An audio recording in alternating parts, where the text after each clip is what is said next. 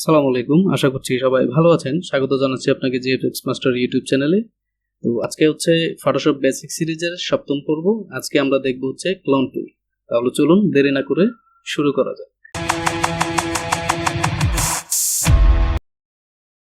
এখানে ক্লোন টুল ইউজ করার জন্য আমি একটা ইমেজ এখানে নিয়েছি, খুবই সুন্দর একটা ল্যান্ডস্কেপ এখানে দেখা যাচ্ছে।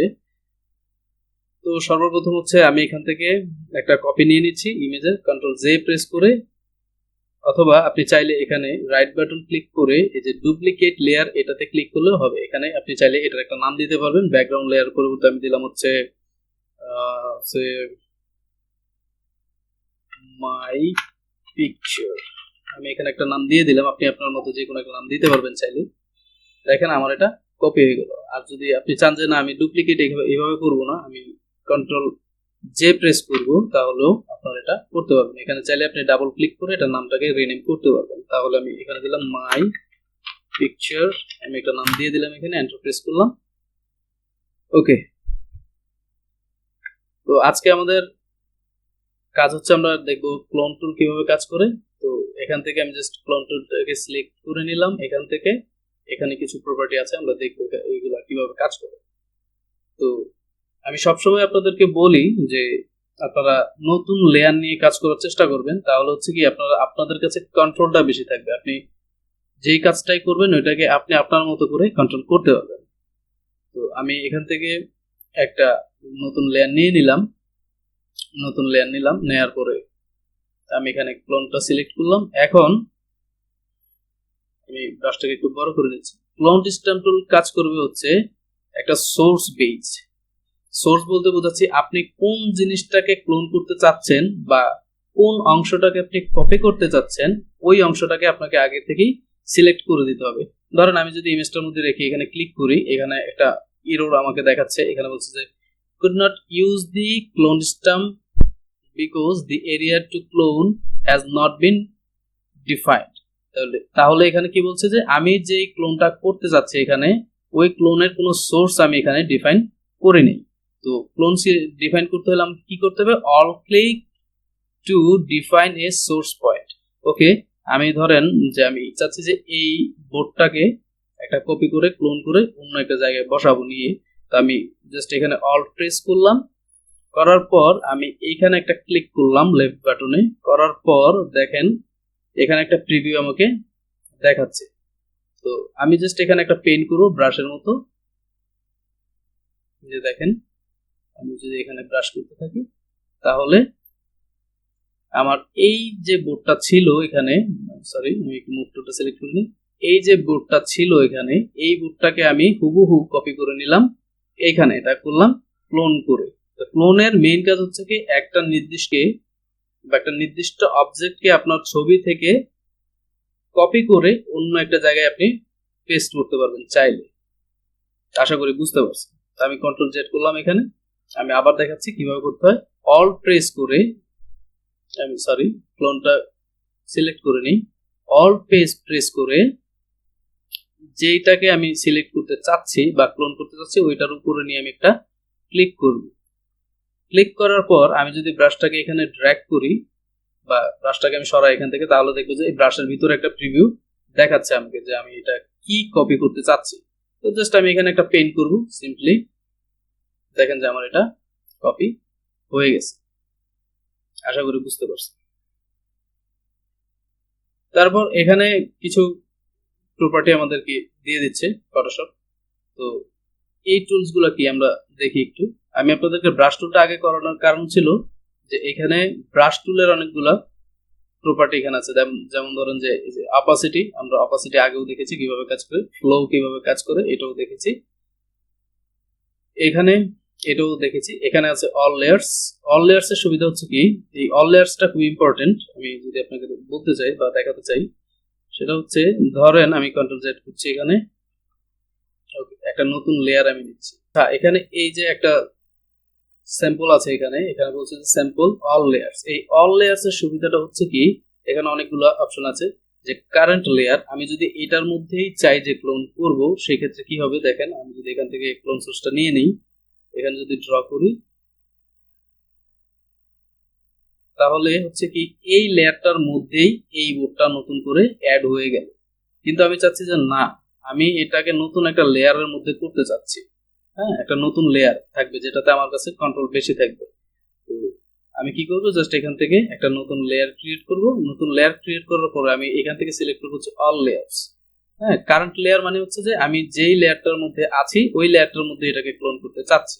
আর তারপর হচ্ছে যে এখানে আরেকটা দেয়া আছে যে কারেন্ট এন্ড বিলো।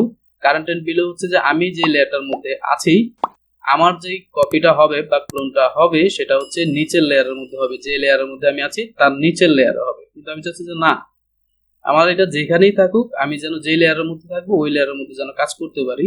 যে নতুন একটা লেয়ার আমি নিলাম সাপোজ, নেয়ার পর আমি যদি এখান থেকে অল লেয়ারসটা সিলেক্ট করে দেই, অল লেয়ারসটা সিলেক্ট করে দিই, তাহলে কি হবে দেখেন, আমি এই লেয়ারটা থেকে ক্লোন সোর্সটাকে ডিফাইন করে নিচ্ছি, অল প্রেস করে এখানে ক্লিক করলাম, করার পর চাচ্ছি যে আমি আমার বোর্ডটা এখানে থাকুক। যদিও একটু আজব দেখাচ্ছে কিন্তু আশা করি যে আপনারা বুঝতে পারছেন। ও সরি, ওকে, আমি একটা নতুন লেয়ার নিচ্ছি আবার। এটাতে সিলেক্ট করা অবস্থায় আমি অল লেয়ারসে ক্লিক করব।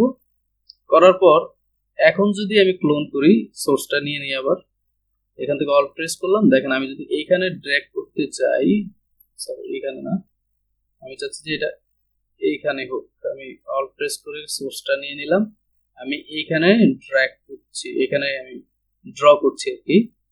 এখন যদি আমি খেয়াল করি তাহলে দেখেন যে আমি যতটুকু অংশ কপি করেছিলাম বা ক্লোন করেছিলাম এই অংশটা এই লেয়ারের মধ্যে চলে আসছে। তো এটা সুবিধাটা হচ্ছে কি, দেখেন আমি যদি এখানে আপনাকে দেখাই যে আমি যখন ক্লোন করেছিলাম তখন এই যে একটা কি বলে এটাকে, একটা নিচে পানির নিচে যে একটা লাইন মতো আছে এটা এখানে দেখা যাচ্ছে। কিন্তু আমি চাচ্ছি যে না, আমার এই অংশটা তো আমার প্রয়োজন নাই, আমার শুধু বোর্ডটা প্রয়োজন, বা এখানে যে পানির কালারটা ছিল এই কালারটাও এখানে চলে আসছে। তো আমি চাচ্ছি যে না, আমার এইগুলো দরকার নেই, শুধু বোর্ডটাই দরকার বা এই শ্যাডোটা দরকার। আমি কি করব, সিম্পলি আমি এগুলোকে অফ করে আমি যদি নতুন লেয়ারের মধ্যে যাই, ইরেজ টুলটাকে যদি আমি সিলেক্ট করি, সফট ব্রাশটা নিয়ে নিলাম, আমি সফট হার্ডনেস থাকুক জিরোই থাকুক, আমি এন্টার প্রেস করলাম। দেখেন আমি এই অংশটুকু চাইলে মুছে ফেলতে পারবো, সরি এই অংশটুকু চাইলে আমি মুছে ফেলতে পারবো। তো নতুন লেয়ারে কাজ করার সুবিধাটা হচ্ছে এটাই যে আমার কাছে বেশির থেকে বেশি কন্ট্রোলটা এখানে থাকবে। তো দেখেন এখন কিন্তু ওই নিচের অংশটা দেখা যাচ্ছে না, এটাকে এখন কিন্তু ন্যাচারালি মনে হচ্ছে। এখানে ক্লোন টুলের আরেকটা অপশন আছে, যদি আমার এখানে আছে, আপনাদের যদি না থাকে তাহলে সেক্ষেত্রে হচ্ছে আপনারা উইন্ডোজ থেকে ক্লোন সোর্স এটাতে ক্লিক করবেন। আপনারা ক্লিক করলে আপনার এই অংশটা চলে আসবে। এইখানে প্রথম যে বিষয়গুলো আছে, এখানে চাইলে আপনি মাল্টিপল ক্লোন বা সোর্স আপনি এখানে ডিফাইন করতে পারবেন।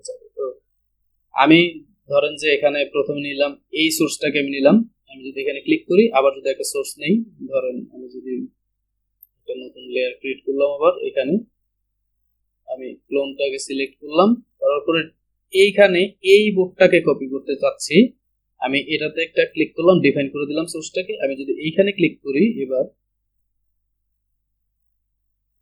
দেখেন এই সোর্সটা আমার এখানে চলে আসছে।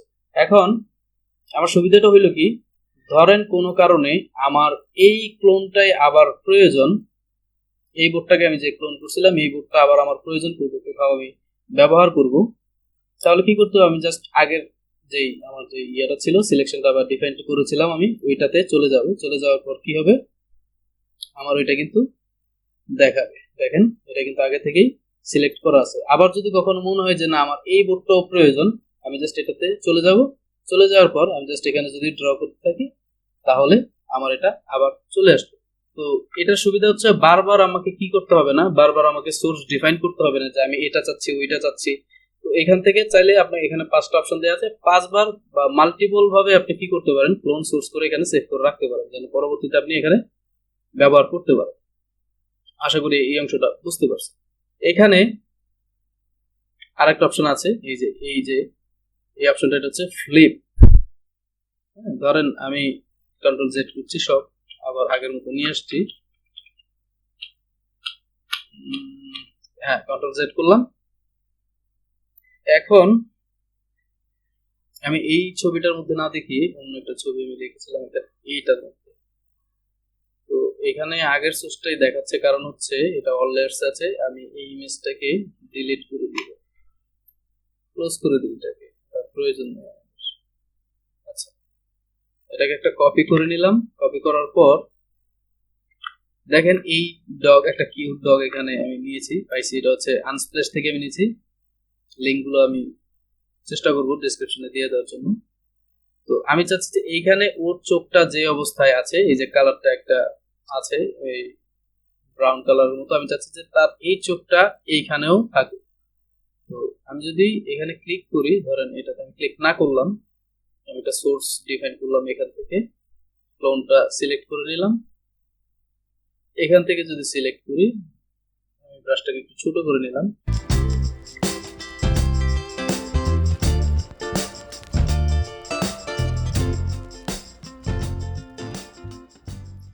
আচ্ছা, এখানে সমস্যাটা হচ্ছে কি, আমি এইখান থেকে যা কপি করেছিলাম সেই হুবহু কিন্তু এই পাশে চলে আসছে। আমি যদি একটা জিনিস আপনাদেরকে দেখাই, একটা নতুন পেজ আমি নিয়ে নিই, ধরেন আমি ফাইল থেকে নিউ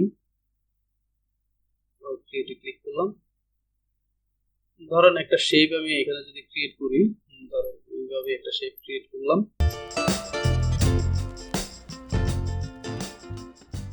একটা শেপ আমি ক্রিয়েট করলাম। এখন যখন আমি কপি করতেছি ক্লোনটাকে, তখন এটা হুবহু এইভাবে আসতেছে। এটা যেভাবে ছিল এইভাবেই আসতেছে, কিন্তু আমি চাচ্ছি যে না, এটা এইভাবে আসুক না, এটা আমার এই পাশটা ওই পাশে, মানে বাম পাশে থাকুক, এই পাশটা ডান পাশে থাকবে, মানে এটা ফ্লিপ হয়ে যাবে। তো আমি সেই ক্ষেত্রে কি করতে পারি, এটাকে চাইলে ফ্লিপ করে দিতে পারি। আমি চাচ্ছি যে এটা এইভাবে থাকবে, দুই পাশে এইভাবে বইয়ের মতো থাকবে, যে বই যেভাবে খুলি আমরা ওইভাবে থাকবে। তো এখান থেকে এই অপশনটাকে ইউজ করার জন্য এখানে ক্লোন আমাদেরকে এই অপশনটা দিয়েছে, যে আমি এটাকে চাইলে ফ্লিপ করতে পারবো। দেখেন আমি এখান থেকে যদি ফ্লিপ অপশনটা অন করে দেই, এবং এখন যদি আমি ক্লোন স্ট্যাম্প টুলটা সিলেক্ট করে এখান থেকে ডিফাইন করি, ধরেন আমি এখান থেকে এই অংশটাকে ডিফাইন করে নিলাম, এখান থেকে যদি ড্র করি, তাহলে দেখেন কি হচ্ছে।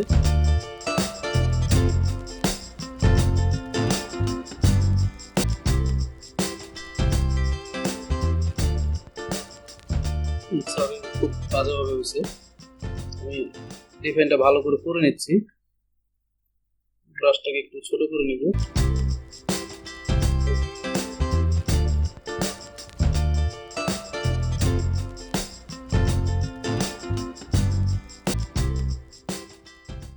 এটা আমি এভাবে করতে পারবো চাইলে। তাইলে এখন এই পাশটা যেরকম ছিল এই পাশটা মোটামুটি এরকম ছিল, যদি এটা কালারের কারণে এটা একটু অন্যরকম দেখাচ্ছে। যদি ভালো ইমেজ নেওয়া হতো তাহলে হচ্ছে এটা ক্লিয়ারলি বোঝা যেত। আশা করি এইটুকু অংশ আপনারা বুঝতে পারছেন যে কিভাবে কাজ করতেছে মূলত। তো আমি চাচ্ছি যে এটাকেও এইভাবে করে দিই, যেহেতু এই পাশটা আর এই পাশটা একই রকম না, কিছু ব্যান্ড, এখানে ব্যান্ড একটু বেশি, এখানে ব্যান্ড একটু কম, এই কারণ হচ্ছে এটা ডিফারেন্ট দেখাচ্ছে। তো আমি যতটুকু পারছি এটাকে একটু ম্যাচ করে নিচ্ছি। ওকে, আশা করি বুঝতে পারছেন যে আমার এই অংশটা যেভাবে ছিল এখানে, এই অংশটা হুবহু কিন্তু ওইটার মতোই ছিল, কিন্তু ফ্লিপ অবস্থায় চলে আসছে। হ্যাঁ, কিন্তু প্রথম যখন আমরা ক্লোন সোর্স নিয়েছিলাম তখন হচ্ছে কি, এটা এখানে যেভাবে আছে এইভাবেই হুবহু কপি হইতেছিল, কিন্তু এখন যখন আমরা ক্লোন করতেছি তখন এটাকে ফ্লিপ করে এখানে দেখাচ্ছে। তো আশা করি বুঝতে পারছি।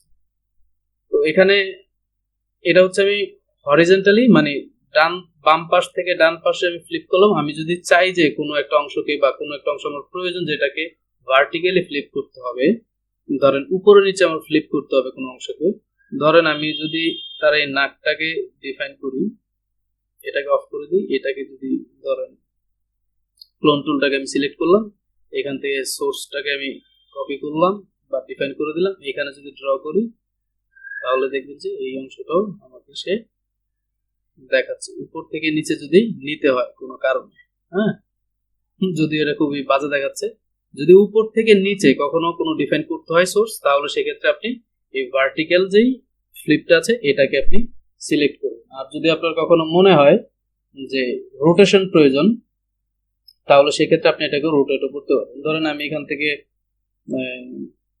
10 ডিগ্রি আমি এটাকে রোটেট করবো, আমি এন্টার প্রেস করলাম, এখান থেকে ক্লোন সোর্সটাকে আমি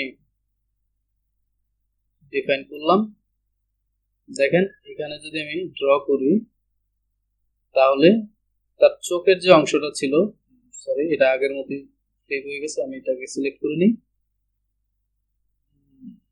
দেখেন তার চোখটা কিন্তু এখানে ছিল সোজা, এখানে কিন্তু 10 ডিগ্রি সে কৌণিক আকারে শো করতেছে, এখানে ডিফাইন করতেছে। আপনারা যদি ভালো করে লক্ষ্য করেন তাহলে আশা করি বুঝতে পারবেন, আপনারা দেখতেছেন যে এটা কিভাবে কাজ করতেছে। তো আপনি যদি কখনো রোটেশন প্রয়োজন হয়, মানে কোণ যদি তৈরি করতে হয়, কৌণিক ভাবে যদি ব্যবহার করতে হয়, তাহলে সেক্ষেত্রে আপনারা এখান থেকে এইটাও ব্যবহার করতে পারবেন, যেটা হচ্ছে এখানে রোটেশন দেওয়া আছে। আপনি চাইলে এখান থেকে ড্র্যাগ করে ওটা বাড়াইতে পারবেন, আবার এখান থেকে কমাইতে পারবেন। ফ্রেম অফসেট এটা আমাদের খুব একটা ব্যবহার করা হয় না, এখানে যেগুলা ডিফল্ট অপশন দেওয়া আছে এগুলাই থাকবে, এগুলো আমরা চেঞ্জ করবো না। আমরা চাইলে চেঞ্জ করতে পারি, তো যদি আমাদের এটা প্রয়োজন নয়, এটা যেভাবে আছে ওইভাবেই থাকলো, ওইভাবে থাকলে এটা ভালো কাজ করবে। তো এই ছিল আমাদের ক্লোন টুল। ক্লোন টুলের কিভাবে কাজ করে, ক্লোন টুল কিভাবে আমরা ব্যবহার করতে পারি এবং কোথায় ব্যবহার করতে পারবো, যখন হচ্ছে আমাদের একটা অংশ থেকে অন্য একটা অংশ হুবহু কপি করা বা ক্লোন করার প্রয়োজন, সেক্ষেত্রে আমরা ক্লোন স্ট্যাম্প টুলটা ব্যবহার করতে পারি। তো আশা করছি এই ভিডিওটা আপনাদের ভালো লেগেছে। ভালো যদি লেগে থাকে তাহলে চ্যানেলটাকে সাবস্ক্রাইব করে দিবেন, আর যদি আপনাদের কোনো প্রশ্ন থেকে থাকে তাহলে হচ্ছে কমেন্ট সেকশনে আপনি অবশ্যই জানিয়ে দিবেন, আমি অ্যান্সার দেওয়ার চেষ্টা করব ইনশাআল্লাহ। তো আজকের মতো এখানে শেষ করছি। আল্লাহ হাফেজ।